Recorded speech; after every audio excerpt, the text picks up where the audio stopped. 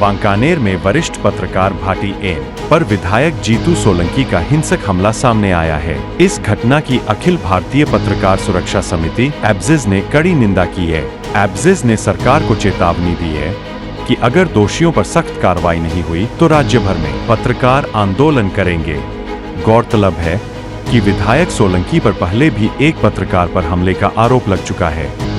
एब्जिज के अध्यक्ष जिज्ञेश कालावडिया ने साफ कहा है, पत्रकारों की सुरक्षा के लिए समिति हर मोर्चे पर लड़ाई लड़ेगी।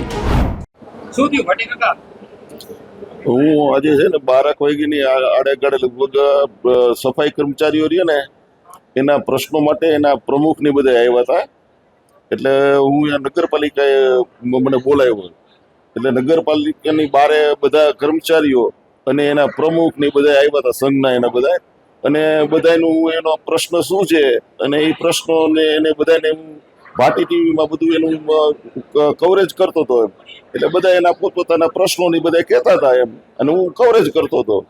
અને એ દરમિયાન જીતુભાઈ સોમાણી એક્ટિવા લઈને અને એના માણસો બધા ધર્મેન્દ્રસિંહ જાડેજા અને કેતનગીરી ગોસ્વામી અને બીજા અન્ય 4-5 એના બધા માણસો બધા આવી અને સીધું એને સ્કૂટર રાખ્યું અને થોડીક વાર એને બધા સફાઈ કર્મચારીઓને એની સાથે એને બધા એને વાતો કરીને એને કહેવા માંડ્યા કે ભાઈ તમને આમાં હું આમ જે ખોટું ટોળા ટપાલ તમે લઈને અહીંયા આવશો તો હું તમને અહીંયા રાખીશ નહીં ને, તમે એમને 60 વર્ષની ઉંમરના હશે એને નહીં રાખવું ને, મેં હમણાં 15 જણાને મેં અહીંયા રાખ્યા, તમે બધાને ખબર છે ના ને.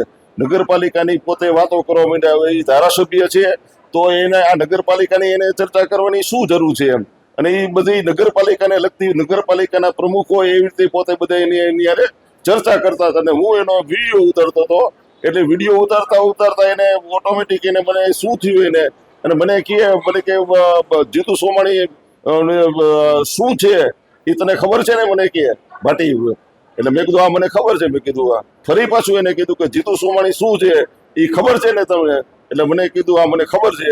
એમ કરી અને જીતુ સોમાણીએ મારો આખો વિડીયો એને મારા હાથમાંથી પડાવી લીધો, અને જીતુ સોમાણીએ અને ધર્મેન્દ્રસિંહ જાડે અને કેતનગીરી ગોસ્વામીએ મને ઢીકાપટુથી મારવા માંડ્યા, અને કેતનગીરી ગોસ્વામીએ મારો આ વિડીયો જે આખો ડિલીટ કરી નાખ્યો, પણ મેં મારા ઓલામાં ડેટા બેગમાં હોય અને મેં પાછો એમાંથી મેં ફરી પાછો લઈ અને મેં આ તમે જે જોઈ રહ્યા છો દર્શક મિત્રો, જીતુ સોમાણી કેટલી નીચ કક્ષાનું કામ કરી રહ્યા છે.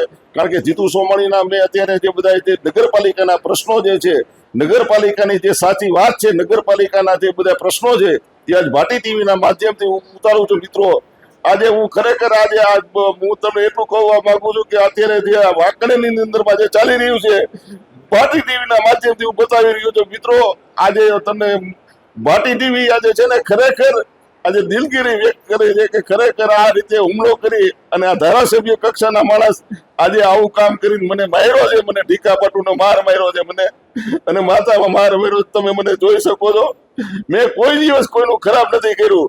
મેં સત્યને જ હું આજે સત્ય હું હજી કહું છું કે હજી ભાટી ટીવી સત્ય બોલશે જ, હજી હું બોલવાનો જ છું એમ. મને કદાચ મારી નાખે ને તોય પણ હું બોલવાનો, સત્ય હું હંમેશા બોલીશું અને સત્ય જ હું ઉજાગર કરું છું. અને વાંકાનેરની અંદરમાં 20 વર્ષ થયા જે આ ચાલી રહ્યું છે ને એનો આ બધા હવે બધા ખબર પડે છે પ્રજાને કે સાચી વાત શું છે. ભાટી ટીવી વાંકાનેરની અંદરમાં સત્ય વાત જાહેર કરી રહ્યું છે, ત્યારે ધારાસભ્ય જીતુભાઈ સોમાણીને આ વાત પચતી નથી, એટલે એને મારા ઉપર હિચકારો હુમલો કર્યો છે.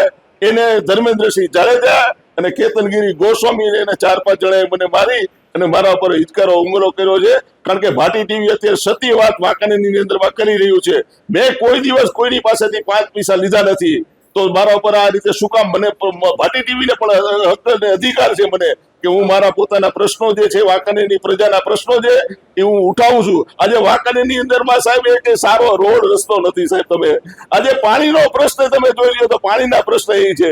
આજે તમે જોઈ લ્યો તો ટાઉન હોલ સાહેબ આજે 2006 નો એમને પડ્યો છે. આજે તમારા શોપિંગ સેન્ટર તમે બનાવીને આજે વરવરમાં વેચી દીધા છે તમારે, સમજે કે નહીં? તો તમે આ બધા તમારે પોતે કરો છો તો આ કેમ પ્રશ્ન તમને યાદ નથી આવતા? અને નિશાળનો મેં કાલે પ્રશ્ન ઉઠેલો, 20 વર્ષની અમારી વિસીપરાની નિશાળ છે, આજે તમે બંધ કરીને બેઠા છો. શરમ આવી જોઈએ, શરમ તમને કે ખરેખર નગરપાલિકાની જે નિશાળ છે એને તમારે અહીંયા ચાલુ કરવાના બદલે મને એ કહેવા માંડ્યા મને કે અહીંયા નિશાળ થાય, અને શું કામ નિશાળ ન થાય? 20 વર્ષની જે ગ્રાન્ટેડ નિશાળ છે એને તમે બંધ કરી દો છો. અને આ બધું તમે કરો છો તો ખરેખર આ બધી વસ્તુઓ જો ન થવી જોઈએ. અને ખરેખર જે વાંકાનેરમાં આજે તમે જો તો રોડ રસ્તા ગંદકી કેટલી છે, આ બધા જ પ્રશ્નો જે છે